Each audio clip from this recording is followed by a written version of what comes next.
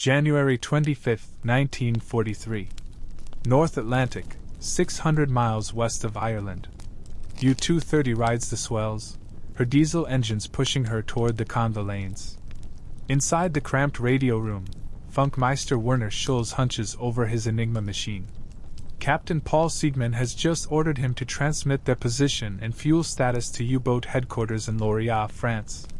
It's a routine message sent dozens of times during every patrol. Schulz's fingers move across the Enigma keyboard.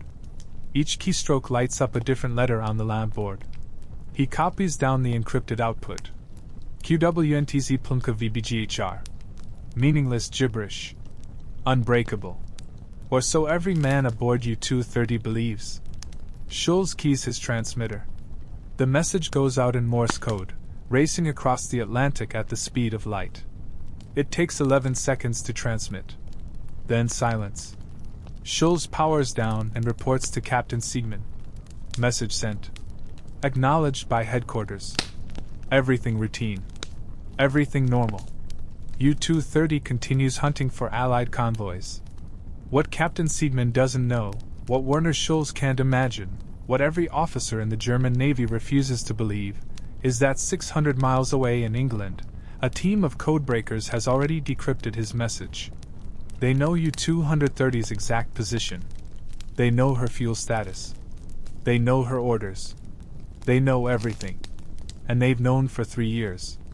Every message sent by every U-boat, every order from headquarters, every position report, every sighting, every attack plan. All of it. Read in real time. The entire German U-boat war, the Kriegsmarine's greatest weapon, is an open book to British intelligence. And the Germans have no idea. This is not a story about technology, though technology plays a role. This is not a story about mathematics, though brilliant mathematicians were involved. This is a story about the most consequential intelligence failure in military history. About how Germany's confidence in an unbreakable code cost them the Battle of the Atlantic, and ultimately the war. About how 3 years of reading enemy communications gave the Allies an advantage so overwhelming that German admirals couldn't explain their losses except through impossible theories and conspiracy.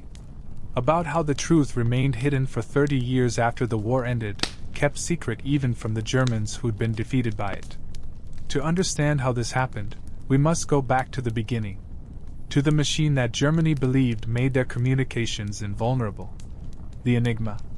The Enigma machine was invented in Germany in 1918, immediately after World War I, by Arthur Skerbius, an electrical engineer. It was originally designed for commercial use, to protect business communications. The machine looked like a typewriter in a wooden box. You typed a letter on the keyboard. That letter was encrypted through a series of rotors, electrical pathways that scrambled the signal. An encrypted letter would light up on a lamp board. Your operator would write down that letter. After typing your entire message, you'd have a string of encrypted text. You'd transmit that via radio or telegram to your recipient, who had an identical Enigma machine set to the same starting position. They'd type in your encrypted message, and the machine would decrypt it, revealing the original text. The security came from the rotors. The basic Enigma had 3 rotors, each with 26 positions for the 26 letters of the alphabet. Each rotor could be set to any starting position. The rotors advanced as you typed, so the encryption changed with every keystroke. The same letter typed twice would encrypt differently each time. This made frequency analysis, the traditional method of breaking codes, useless. But that was just the beginning. The military Enigma, adopted by the German armed forces in the late 1920s, added more features. A plug board at the front of the machine allowed operators to swap pairs of letters before encryption. You might plug A to Z, B to Y, C to X. This added another layer of scrambling. The military Enigma also used interchangeable rotors. You might use rotors 1, 3, and 5 today, but rotors 2, 4, and 1 tomorrow. The number of possible starting configurations was astronomical. Over 150 trillion different settings. German cryptographers calculated that even if an enemy captured an Enigma machine, breaking the code would be impossible without knowing the daily settings. and those settings changed every day at midnight. Even if you somehow broke today's settings, tomorrow you'd have to start over. The machine was, they concluded, unbreakable. They called it Die Wonder Machine. The Wonder Machine. By 1939, every branch of the German military used Enigma. The Army had their version. The Air Force had theirs. And most critically, the Navy, the Kriegsmarine, had the most sophisticated version of all. The Naval Enigma used 4 rotors instead of 3, adding another layer of complexity. It had special codebooks for weather reports, grid references for positions at sea, special indicators. Breaking Naval Enigma would be harder than breaking any other version. And the U-boats depended on it completely. U-boat operations required constant communication. Headquarters in Lorient or Paris would direct boats to intercept Allied convoys. U-boats would report their positions, their fuel status, their torpedo inventory. They'd report sightings of enemy ships. When multiple U-boats attacked the same convoy, they coordinated via radio. All of this communication was encrypted with Enigma. If Enigma was truly unbreakable, U-boats could operate with perfect security. If Enigma was broken, every U-boat was operating blind, unknowingly telling the enemy exactly where they were and what they were doing. The German Navy's confidence in Enigma was total. Admiral Karl Donitz, commander of the U-boat force, believed absolutely in the machine's security. He'd been assured by Germany's best cryptographers that breaking Enigma was mathematically impossible. The Allies might get lucky occasionally, might detect U-boats with radar or direction finding, but they couldn't be reading the codes. That was impossible. This confidence would prove to be the most catastrophic intelligence failure of the war. The British had been working on Enigma since before the war began. Polish mathematicians, facing the Nazi threat, had made the first breakthroughs in the 1930s. They'd built a machine called the Bombe that could test possible Enigma settings mechanically, much faster than human cryptanalysts could. When Germany invaded Poland in September 1939, Polish codebreakers smuggled their work to Britain. They handed the British years of research and functional Bombe machines. It was an intelligence gift of incalculable value. The British established a code-breaking center at Bletchley Park, a Victorian mansion 50 miles north of London. They recruited mathematicians, linguists, chess champions, crossword puzzle experts, anyone with demonstrated skill in pattern recognition and logical thinking. The team grew to thousands of people, working in shifts around the clock. Their mission was to break Enigma. The early successes came against the German Air Force, the Luftwaffe. Their Enigma procedures had weaknesses. Luftwaffe operators were sometimes lazy, using predictable message formats, even using the same rotor settings multiple days in a row. By mid-1940, Bletchley Park was reading significant amounts of Luftwaffe traffic. This intelligence, codenamed Ultra, helped Britain survive the Battle of Britain. British fighters were often in the right place at the right time because Bletchley had decrypted German orders revealing when and where attacks would come. But Naval Enigma remained unbroken. The Kriegsmarine's procedures were much tighter. They changed settings religiously every day at midnight. They used 4 rotors instead of 3. They employed complex encoding for naval terminology. And most critically, the British didn't have a codebook. Even if you could decrypt a Naval Enigma message, you couldn't read it without the codebook that told you what abbreviations and code words meant. The breakthrough came in May 1941. The British destroyer HMS Bulldog depth-charged U-110 in the North Atlantic. The U-boat was forced to surface. Before the crew could destroy the Enigma machine and codebooks, British sailors boarded. They found the machine, intact and functional. More importantly, they found the current codebooks and rotor settings. This was an intelligence coup beyond measure. The boarding party was sworn to absolute secrecy. The Germans couldn't know their Enigma had been captured. U-110's crew was taken prisoner and kept isolated. The German Navy was allowed to believe that U-110 had sunk with all hands, taking her secrets to the bottom. Meanwhile, the captured Enigma machine and codebooks went straight to Bletchley Park. With a functioning Naval Enigma machine and current codebooks, Bletchley's cryptanalysts could finally attack the naval cipher. It still wasn't easy. The four-order system meant vastly more possible settings to test. But now they had cribs, predictable text that would appear in messages. Weather reports always began the same way. Position reports used standardized formats. These cribs let codebreakers eliminate impossible settings and focus on likely ones. By late 1941, Bletchley Park was reading Naval Enigma regularly, though not every day. The intelligence transformed the Battle of the Atlantic. Suddenly, British naval commanders knew where U-boat wolf packs were forming. Convoys could be routed around them. Anti-submarine forces could be directed to U-boat locations. U-boats that the Germans thought were hunting convoys were themselves being hunted. But there was a critical challenge. The British couldn't let the Germans know their codes were broken. If Germany suspected Enigma was compromised, they'd change the system, and Bletchley would be back to square one. So the British had to disguise how they were using ultra-intelligence. They needed cover stories. When a convoy was rerouted based on decrypted U-boat positions, the Admiralty would invent a cover story. A reconnaissance aircraft had spotted the U-boats. Or a direction-finding station had gotten a bearing on their transmissions. Before attacking a U-boat whose position was known from Enigma, the British would send a patrol aircraft to spot it, giving a plausible reason for knowing where it was. Sometimes they even sacrificed ships, allowing attacks they could have prevented, to avoid revealing that they were reading German communications. This operational security was rigorous and largely successful. Throughout 1942 and into 1943, the British read German naval traffic while the Germans remained oblivious. But the effort required was enormous. Breaking Enigma wasn't a one-time achievement. It had to be done fresh every day. At midnight German time, every Enigma machine in the Kriegsmarine would switch to new settings. Bletchley would have to break that day's settings before the intelligence value expired.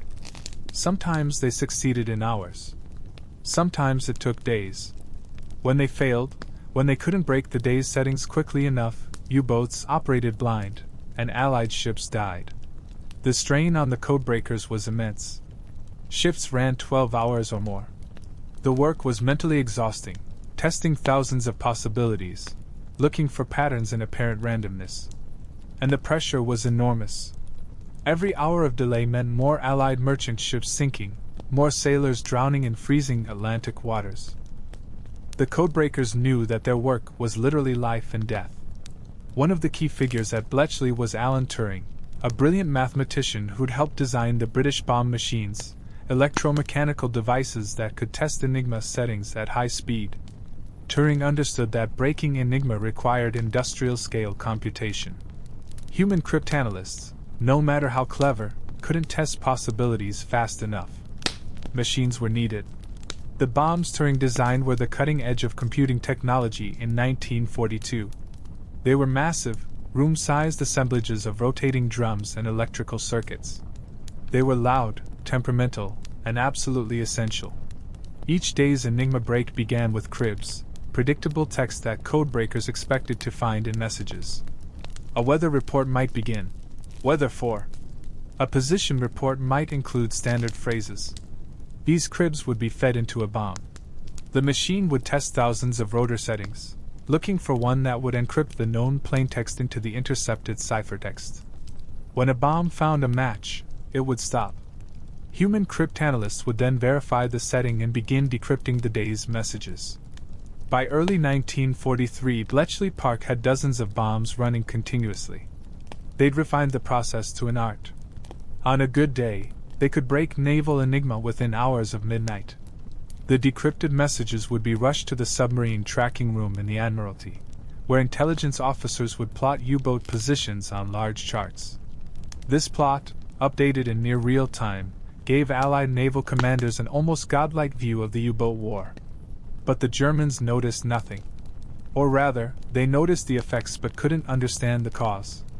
Admiral Donitz, commanding U-boat operations from his headquarters in Paris, watched with growing alarm as U-boat losses mounted through late 1942 and into 1943. Too many boats were being found and sunk. Too many convoys were evading his wolf packs. When he positioned U-boats across a convoy route based on intelligence, the convoy would inexplicably change course, as if the British knew where his boats were waiting. Donitz demanded answers. Were the British using new radar? His intelligence staff investigated. Yes, the British had improved radar, but it didn't fully explain what was happening. Were the Allies using direction finding to locate U-boats from their radio transmissions? Possibly, but direction finding wasn't precise enough to explain how British forces often arrived at exact U-boat locations. Someone suggested that Enigma might be compromised. Donitz ordered an investigation. German cryptographic experts examined their procedures. They calculated, again, the number of possible Enigma settings. They interviewed U-boat radio operators. Were procedures being followed? Yes. Were settings being changed daily? Yes. Was there any pattern to the losses that suggested code compromise? Not that they could find. The experts' conclusion was emphatic. Enigma was secure. Breaking it was mathematically impossible. The British might occasionally get lucky with direction finding or radar. But they definitely weren't reading German codes. Donitz accepted this assessment. He had no choice. Enigma was the foundation of U-boat operations. If Enigma was broken, the entire U-boat war was futile. That possibility was too terrible to contemplate. So Donitz and his staff invented alternative explanations. The British had better radar than German intelligence believed. They had more patrol aircraft. They'd gotten lucky. The Allies were reading German weather reports, which weren't Enigma encrypted, and using them to predict U-boat locations. Donitz grasped at anything except the truth, which was that every message his U-boats sent was being read by the enemy. Captain Paul Siegmann of U-230 was not privy to these high-level concerns. He had his own problems. U-230 had been at sea for 6 weeks. They'd sunk 2 merchantmen in their first week but had encountered nothing since. Their fuel was running low. Their food was mostly gone, reduced to canned goods and stale bread. The crew was exhausted, the boat smelled like a sewer, and morale was fragile. Siegmann followed his orders. He transmitted position reports as required. He reported his fuel status, his remaining torpedoes, his observations of weather and sea conditions. Every message was carefully encrypted using the current Enigma settings. He had absolute confidence in the machine. He'd been assured it was unbreakable. He believed it. What he couldn't know was that each transmission was a signal flare. British direction-finding stations scattered across Britain and Iceland would get bearings on U-230's transmissions. Bletchley Park would decrypt the messages within hours. U-230's position would be plotted. And Allied forces would be vectored toward that position. On January 27, 1943, 2 days after Siegmann's routine position report, a British Coastal Command Liberator found U-230. The aircraft appeared out of low clouds, catching the U-boat on the surface charging batteries. Siegmann crash-dived. Depth charges exploded around his boat. U-230 survived, but barely. Siegmann knew the Liberator's appearance was unlikely to be coincidence. The Atlantic was vast. Finding a single U-boat by chance was nearly impossible. Yet somehow, Allied aircraft kept showing up. Siegmann couldn't understand it. He followed all procedures. He stayed off the radio except when absolutely necessary. His Enigma operator was meticulous. Yet it seemed like every time U-230 transmitted, Allied forces appeared within hours or days. Other U-boat captains reported the same thing. It was eerie, as if the enemy could see through fog and darkness. Some U-boat commanders began avoiding radio entirely, maintaining radio silence for weeks. But this created other problems. Headquarters needed information to coordinate attacks. Individual U-boats operating in isolation were less effective than coordinated wolf packs. And Donitz's orders were clear. Boats would report their positions. They would maintain communication. The alternative was chaos. By March 1943, the crisis in the U-boat war was undeniable. German U-boats had sunk 627,000 tons of Allied shipping in that month alone, a devastating number. But U-boat losses had also reached unprecedented levels. 15 U-boats were sunk in March. In April, 15 more. In May, the losses became catastrophic. 41 U-boats were sunk. 41 boats. Nearly 2,000 German submariners dead or captured. It was a bloodbath. Dönitz pulled his boats back from the North Atlantic. The losses were unsustainable. For 3 years, U-boats had been Germany's most effective weapon, the only German force consistently striking at Britain. Now, suddenly, they couldn't operate. The Allies had achieved something close to U-boat supremacy in the Atlantic. Convoys crossed with minimal losses. The supplies that Britain needed to continue fighting, to build up forces for an invasion of Europe, flowed freely. The Germans still didn't know why. They developed increasingly elaborate theories. The British had psychics. The British had captured a U-boat and learned German procedures. The British had spies in French ports reporting when U-boats departed and where they were headed. None of these theories were correct. The truth was simpler and more devastating. The British were reading German mail. After the war, when Dönitz was interrogated by Allied intelligence officers, he still insisted that Enigma had been secure. He'd retired from active command in late 1943, replaced by younger officers, but he'd remained convinced that the U-boat losses were due to Allied technological superiority in radar and anti-submarine weapons. When interrogators suggested that Enigma might have been broken, Dönitz dismissed it as impossible. This wasn't just pride. It was psychological necessity. Accepting that Enigma was broken meant accepting that every U-boat he'd sent to sea had been compromised. That the deaths of 30,000 U-boat crewmen had been partially his fault, the result of using a code that wasn't secure. That was a truth too painful to face. The British maintained absolute secrecy about Ultra for decades after the war. The few who knew about it, military commanders, intelligence officers, codebreakers, were sworn to secrecy. They couldn't tell their families. They couldn't write about it.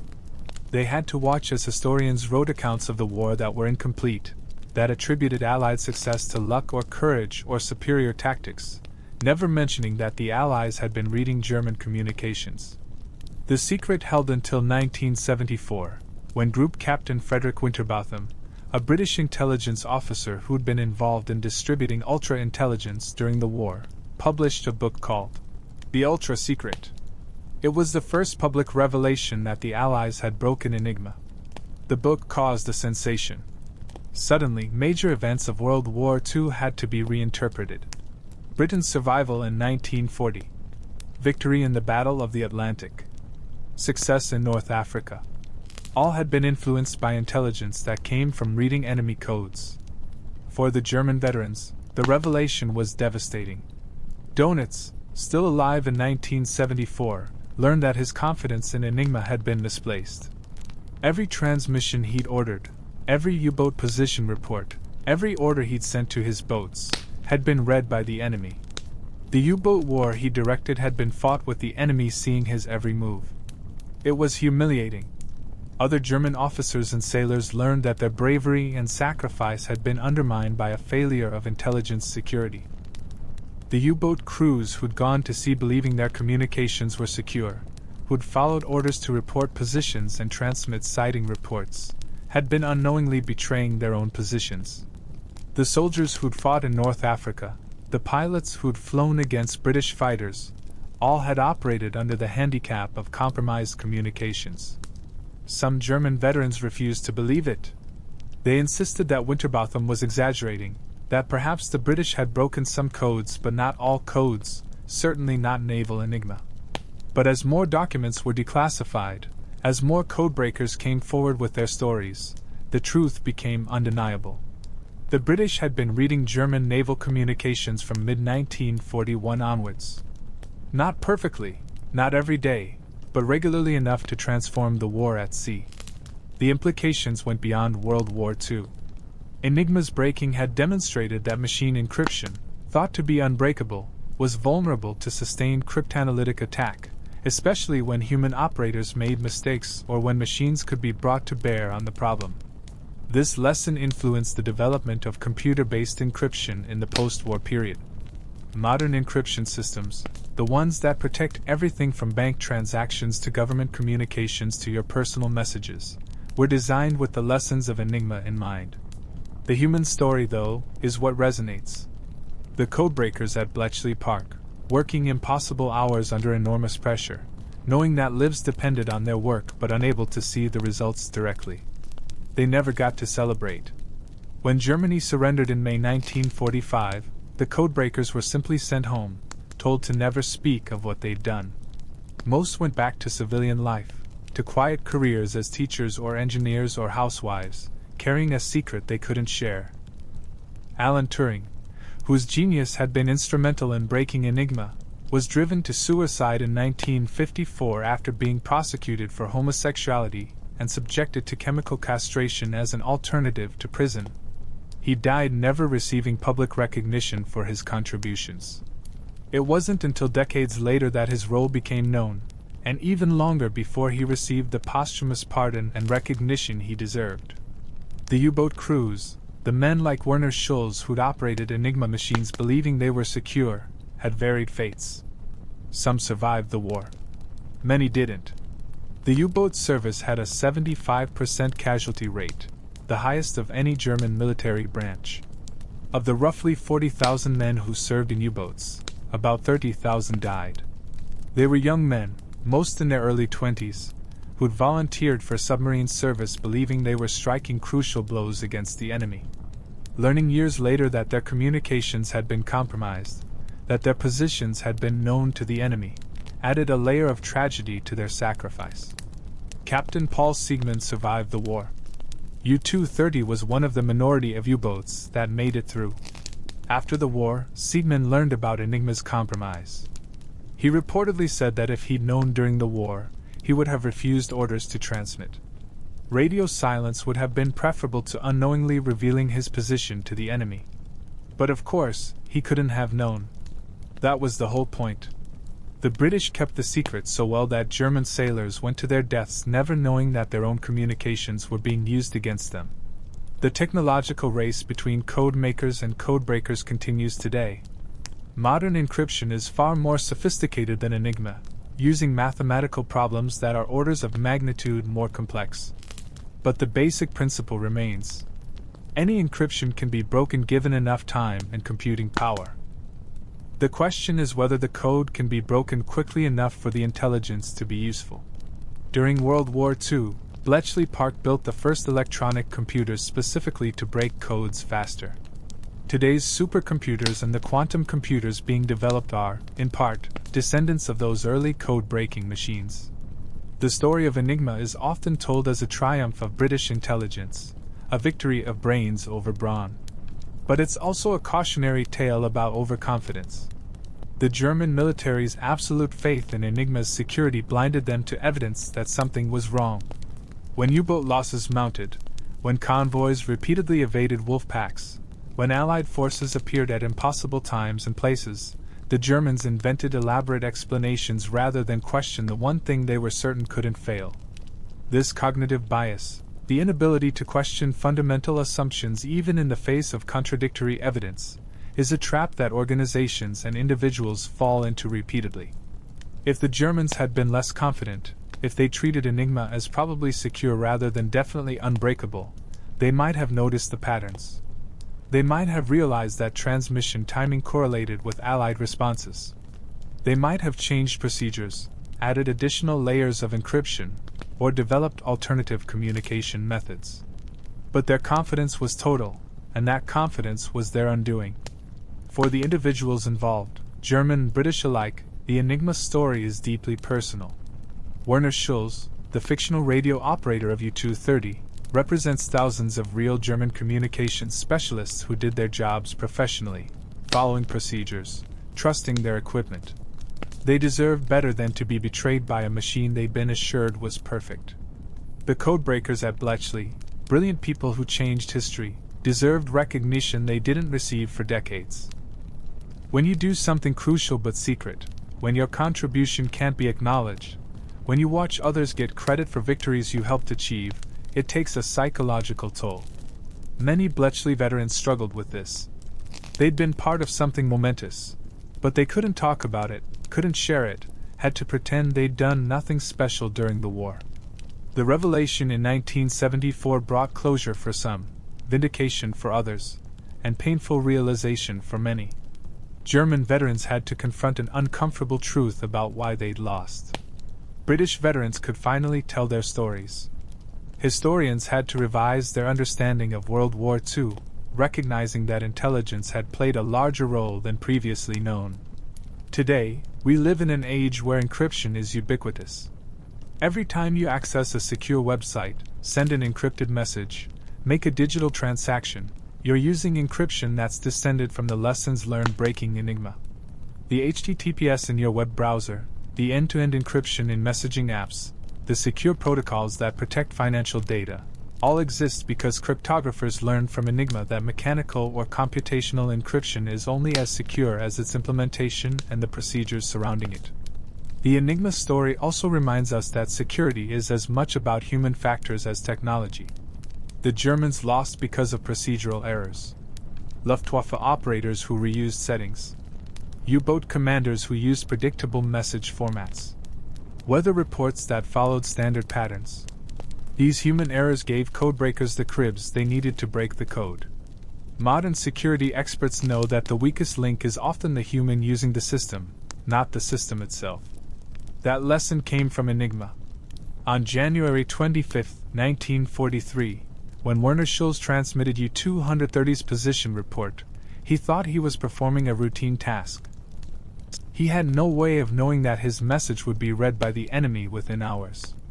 He couldn't have imagined that historians would later identify this period, early 1943, as the turning point in the Battle of the Atlantic, when Allied code-breaking and anti-submarine tactics reached a level of effectiveness that made U-boat operations unsustainable. U-230 survived, but barely, and more by luck than skill. Other U-boats weren't so fortunate. In the weeks and months following January 1943, dozens of U-boats were sunk, their crews lost, because British intelligence knew where they were. The systematic reading of German naval communications gave the Allies an advantage that was, in retrospect, decisive. The men who died in those U-boats didn't die because they lacked courage or skill.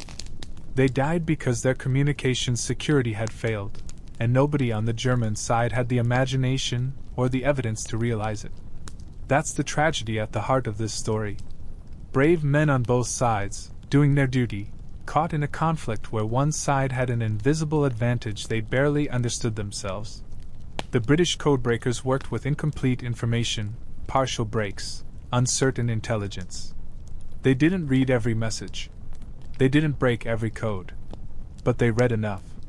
In warfare, you don't need perfect intelligence. You just need enough of an edge to tilt the odds in your favor. And reading a significant portion of enemy communications, knowing roughly where enemy submarines are, being able to route convoys away from danger, that's more than enough. The U-boat crews never had a chance. From mid-1941 onwards, they were fighting a battle where the enemy could see them but they couldn't see the enemy. It was inevitable that they would lose. The only question was how long it would take and how many lives it would cost. The answer turned out to be nearly 2 years and 30,000 German submariners dead. An entire generation of German youth, fed into a meat grinder, fighting a battle they'd already lost but didn't know it. When the truth came out in 1974, when Frederick Winterbotham published The Ultra Secret, the German naval veterans faced a horrible realization. Every loss they'd mourned, every friend who'd failed to return from patrol, every boat that had simply vanished, might have been betrayed by the very system they trusted to keep them safe. The Enigma machine, the device they believed made their communications secure, had been their enemy's greatest asset. Some veterans refused to believe it. Others became bitter, angry at their own leadership for being so confident, so certain of Enigma's security that they'd dismissed evidence to the contrary. A few found dark humor in it, the idea that they'd survived not despite but because of random chance, because the British hadn't happened to decrypt their particular messages or hadn't considered their particular boat worth targeting. Admiral Donitz, learning in his old age that his life's work had been compromised by broken codes, that his U-boat war had been directed by an enemy who could read his orders, faced a reckoning. He'd sent thousands of young men to sea in boats he believed were operating securely. He'd planned operations based on the assumption that his communications were unreadable. Every decision he'd made had been wrong because it rested on a false foundation. That's a heavy burden to carry. For the British codebreakers, vindication came late. Some had died before 1974, never receiving public recognition. Others were elderly. The world learned what they'd accomplished, but decades too late for it to change their lives. Alan Turing was dead for 20 years before the public understood his contributions. That's an injustice that recognition, however sincere, can't fully address. The lesson of Enigma extends beyond World War II, beyond cryptography, into the realm of institutional failure. Organizations become confident in their systems, their procedures, their technologies. They resist evidence that contradicts their confidence. They explain away anomalies rather than questioning fundamental assumptions. The German military's faith in Enigma is a case study in how smart people, even experts, can be wrong about the things they're most certain of. Today, intelligence services worldwide still study Enigma. Not the technology, which is obsolete, but the operational lessons. How to disguise the source of intelligence. How to maintain security around sensitive capabilities. How to use intelligence without revealing that you have it. These lessons, learned at Bletchley Park and in the submarine tracking room at the Admiralty, remain relevant in an age of signals intelligence and cyber warfare. The human cost shouldn't be forgotten. 30,000 German U-boat crewmen dead. Thousands of Allied merchant sailors killed in the convoys that were attacked before Enigma was fully broken. British codebreakers who worked themselves to exhaustion, who carried psychological burdens they couldn't share, who sometimes broke under the pressure. This wasn't a clean victory. It was a grinding struggle that consumed lives on all sides. Werner Schulz, the radio operator on U-230, survived the war. After Germany surrendered, he was briefly a prisoner of war, then repatriated to a shattered Germany. He worked as an electrician, married, had children, lived a quiet life. He never talked much about the war. Like many veterans, he preferred to forget. When The Ultra Secret was published in 1974, Schulz was in his 50s. Reading it, learning that every message he'd encrypted and transmitted had been read by the enemy, that his careful following of procedures had been pointless, that the machine he trusted had betrayed him, was a shock. He realized that he'd been lucky.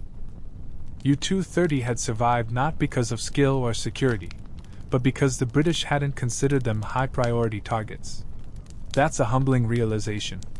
Your survival depended on enemy decisions, enemy priorities, enemy intelligence analysts deciding your boat wasn't worth the effort to sink.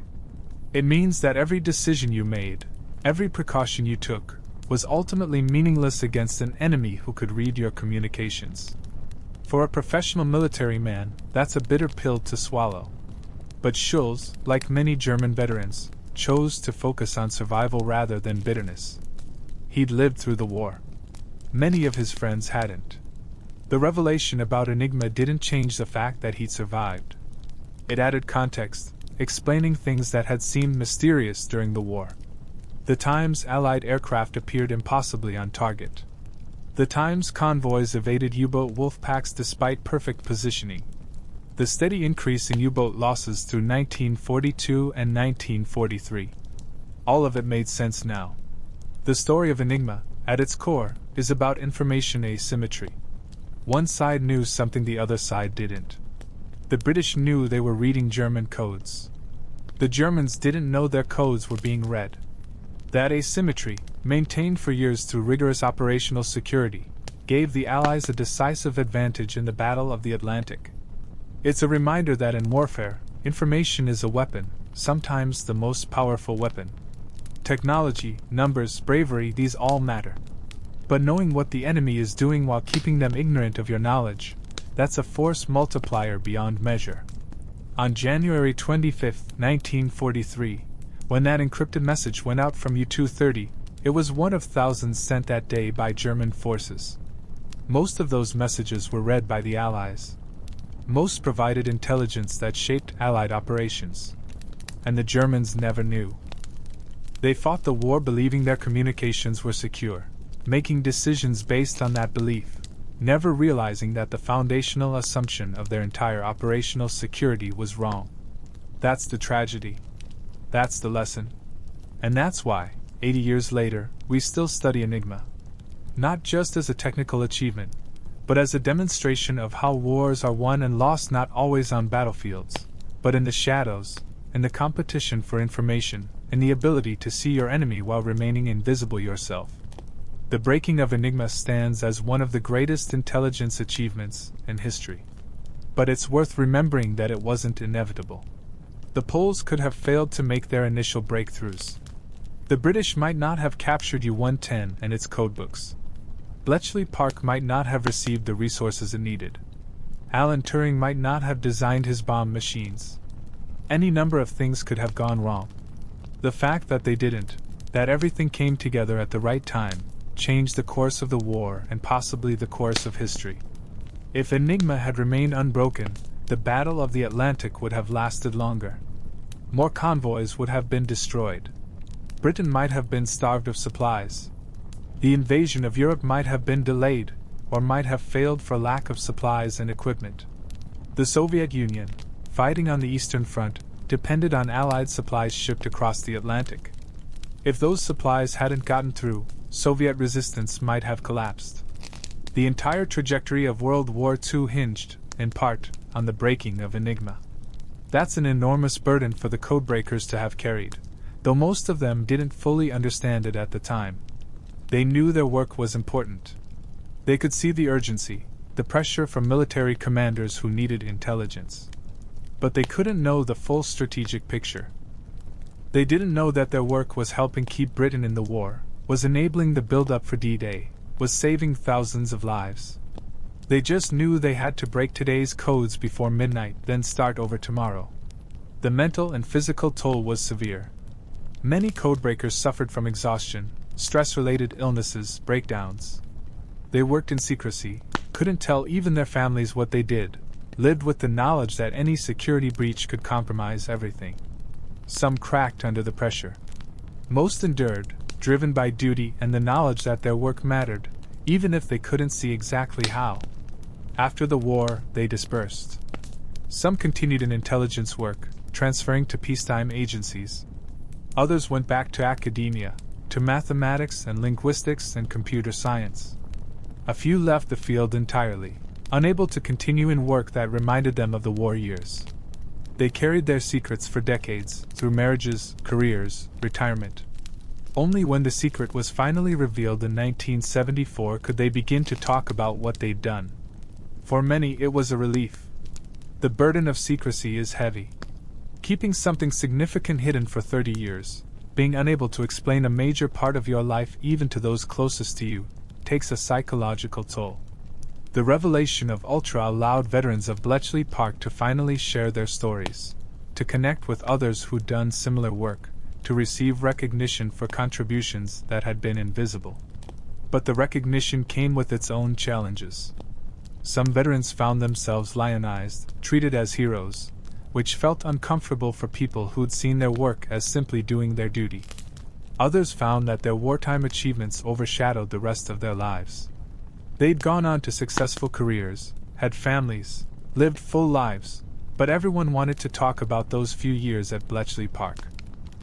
The war, which for many had been a traumatic interruption of their normal lives, suddenly became the defining feature of their biographies. For German veterans, the revelation was more straightforward painful. Learning that you'd been defeated not by superior courage or tactics but by compromised communications was humiliating. It suggested that German bravery and sacrifice had been wasted, thrown away because of a failure of intelligence security. Some German veterans became bitter, angry at their leaders who'd been so confident in Enigma. Others accepted it as an explanation for things they'd always wondered about, a missing piece of the puzzle that finally made sense of their wartime experiences. The historical profession had to adjust as well. Historians who'd written about World War II without knowledge of Ultra had to revisit their conclusions. Books were revised. New books were written. The entire historiography of the war shifted to incorporate this new information. Decisions that had seemed brilliant or lucky were revealed to have been based on solid intelligence. Defeats that had seemed mysterious were explained by intelligence failures or by German changes to Enigma procedures that temporarily blinded British codebreakers. The technological legacy of Enigma breaking is profound. The Bombe machines and later the Colossus computer, built to break the more complex Lorentz cipher used by German High Command, were ancestors of modern computing. After the war, several of the scientists and engineers who'd worked on these machines went on to build the first commercial computers. The techniques developed for cryptanalysis influenced early computer programming. The idea that machines could perform logical operations faster and more reliably than humans, a concept proven by the code-breaking machines, became foundational to the computer revolution. Modern encryption owes a debt to Enigma as well, though in a different way. Enigma demonstrated that mechanical encryption, no matter how complex, was vulnerable if the underlying mathematics could be attacked. This realization led to the development of encryption systems based on truly hard mathematical problems, ones that couldn't be solved even with massive computational power. Modern public key cryptography, the RSA algorithm that protects your credit card transactions, elliptic curve cryptography used in secure communications, these all exist because cryptographers learned from Enigma that complexity alone isn't enough. You need mathematical problems that are fundamentally hard to solve. The story also influenced intelligence doctrine. The British operational security around Ultra, the lengths they went to disguise their use of decrypted intelligence, became a model for handling sensitive intelligence sources. Modern intelligence agencies still use similar techniques. When you have a valuable source, whether it's signals intelligence or a human spy or satellite imagery, you don't use it directly in ways that might reveal you have it. You find cover stories. You corroborate through other means. You sometimes accept operational losses to protect the source. These principles were developed and refined during World War II in the context of protecting Ultra. The human stories continue to resonate. There are countless individual tales of codebreakers, U-boat crews, intelligence officers, all caught up in this secret war. Some stories are heroic. Some are tragic. Many are simply about ordinary people doing extraordinary things in extraordinary times, then going back to ordinary lives carrying secrets they couldn't share. One story that deserves mention is that of the U-boat crews who died never knowing why they were being sunk. Imagine being in a submarine, operating according to all procedures, maintaining radio discipline, carefully encrypting every transmission, and still being found and destroyed by enemy forces who seemed to appear at impossible times. You might conclude you were unlucky. You might think the enemy had better technology than you'd been told. You might even suspect sabotage or spies. But the one thing you'd be certain of was that your communications were secure, because you'd been assured by experts that Enigma was unbreakable. Dying with that certainty, never knowing that the very tool you trusted to keep you safe was actually betraying your position to the enemy, is a particular kind of tragedy. It's not the tragedy of dying bravely in a lost cause, knowing your sacrifice was necessary even if ultimately unsuccessful.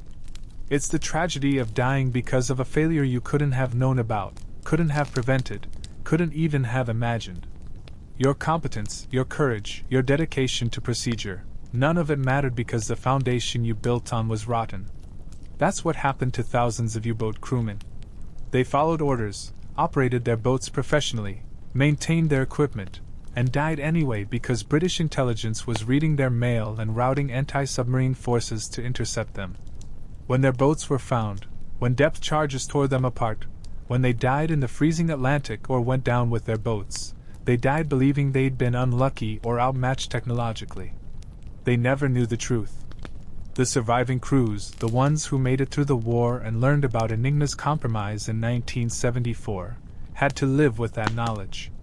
Their friends, their crewmates, the majority of U-boat personnel, had died because of a security failure that German experts had insisted couldn't happen. That's a hard truth to accept. It doesn't diminish the courage of the men who died. But it does change the context of their sacrifice. They weren't defeated by superior Allied courage or tactics. They were defeated by intelligence, by information, by the fact that the enemy knew things about them that they didn't know about themselves. In the end, the story of Enigma is a story about knowledge and ignorance, about what you know and what you think you know. The British knew they were reading German codes, but had to pretend they weren't. The Germans thought their codes were secure, but they weren't. This fundamental asymmetry shaped every aspect of the Battle of the Atlantic and influenced the course of the entire war. It's a reminder that in conflict, as in life, the things you're most certain of are sometimes the things you should question most carefully. Admiral Donitz, in his old age, reflecting on the revelation about Enigma, reportedly said that if he'd known during the war, everything would have been different. U-boats would have maintained radio silence. Tactics would have changed. The entire operational approach would have been reconsidered. But of course, he hadn't known. That was the point. The British kept the secret so well that even when German losses reached catastrophic levels, even when the evidence pointed toward compromised communications, Donitz and his staff couldn't bring themselves to believe it because it contradicted what they knew to be true about Enigma's security. This cognitive bias, the inability to question deeply held beliefs even in the face of contradictory evidence, is not unique to the German Navy in World War II. It appears throughout history, in military contexts and civilian ones. Organizations become invested in their systems and procedures. They build infrastructure around certain assumptions. And when those assumptions are challenged, the institutional resistance can be enormous. It's easier to explain away anomalies than to admit that a fundamental assumption might be wrong. The German military's faith in Enigma was religious in its intensity. Experts had calculated its security. The mathematics seemed unassailable. The machine was German-engineered, synonymous in their minds with quality and precision. Suggesting that Enigma might be broken was almost like heresy. It questioned not just a machine but a worldview, a sense of German technological superiority. The British, meanwhile, lived with the opposite anxiety. They knew Enigma was broken, but they constantly worried that the Germans might realize it. Every operational decision was weighed against the risk of revealing Ultra. Sometimes they made sacrifices, accepted losses, to maintain the secret. The long-term value of reading German communications was considered more important than short-term tactical gains. This kind of strategic thinking, being willing to accept immediate costs for long-term benefits, is difficult in the best of times and nearly impossible in the chaos of war. But British intelligence and military leadership maintained this discipline for years. The result was one of the most successful intelligence operations in history, and one of the most consequential intelligence failures. The same story, viewed from opposite sides. For the British, a triumph of code-breaking, mathematical brilliance, operational security, and strategic thinking. For the Germans, a catastrophic failure to question their assumptions, to recognize warning signs, to imagine that their supposedly perfect system might not be perfect after all. On January 25, 1943, when U-230 sent that encrypted message, the war was already turning against Germany. The Battle of Stalingrad was reaching its climax, with the German Sixth Army about to surrender. In North Africa, German and Italian forces were being pushed back toward Tunisia. The tide was shifting. But none of that was visible to the men aboard U-230, hunting in the Atlantic, doing their duty, trusting their equipment. They couldn't know that their message had been decrypted almost immediately, that British intelligence was plotting their position, that Allied forces might be directed toward them. They couldn't know that the U-boat war they were part of was already lost, that the Allies had achieved an advantage that made German victory impossible. They could only do their jobs, follow their training, trust their leaders and their machines, and hope they'd be lucky enough to survive. Many weren't. The casualty rate in U-boats was 75%. 3 out of every 4 men who served in U-boats died. That's a staggering number, a rate of loss that would be unsustainable in any military force except one fighting for what its members believed was national survival. The U-boat crews knew the odds. They volunteered anyway. They believed their service mattered, that they were striking crucial blows against the enemy, that their sacrifice might make the difference. Learning later that their communications had been compromised, that every message they sent was potentially revealing their position, that they'd been fighting with the enemy able to see their every move, doesn't change the fact of their courage. But it does add a layer of tragedy. They died not just in service of their country, but because of a failure of that country's intelligence and security systems. They deserve better. The codebreakers at Bletchley Park, working in secret, unable to see the full impact of their work, also deserved better than decades of enforced silence. Their contributions helped win the war, saved countless lives, changed history. That they couldn't be recognized for it at the time is understandable. That they had to wait 30 years for acknowledgement is unfortunate. That some died before receiving that acknowledgement is a tragedy of a different kind. War creates these kinds of tragedies. Heroes who die unrecognized. Contributions that can't be acknowledged. Sacrifices that are forgotten or misunderstood. The story of Enigma encompasses all of this. It's a story of brilliant achievement and catastrophic failure, of courage and tragedy, of secrets kept and truths revealed, of the power of information and the danger of certainty. Today, as we navigate an age of digital encryption, cyber warfare, and information security, the lessons of Enigma remain relevant. Trust your systems, but verify them. Question your assumptions, especially the ones you're most certain of. Recognize that the things you don't know might be more important than the things you do know. And remember that in any conflict, the side that knows more, that can see while remaining unseen, that can read the enemy's communications while keeping their own secure, has an advantage that's often decisive. The message U-230 sent on January 25, 1943, was routine. One of thousands sent every day. But it represents a moment in a much larger story, a story about how World War II was fought, and won not just on battlefields, but in a hidden war of intelligence and code breaking. It's a story that remained secret for 30 years after the war ended. And it's a story that still has lessons for us today, in a world where information is power and security is never absolute.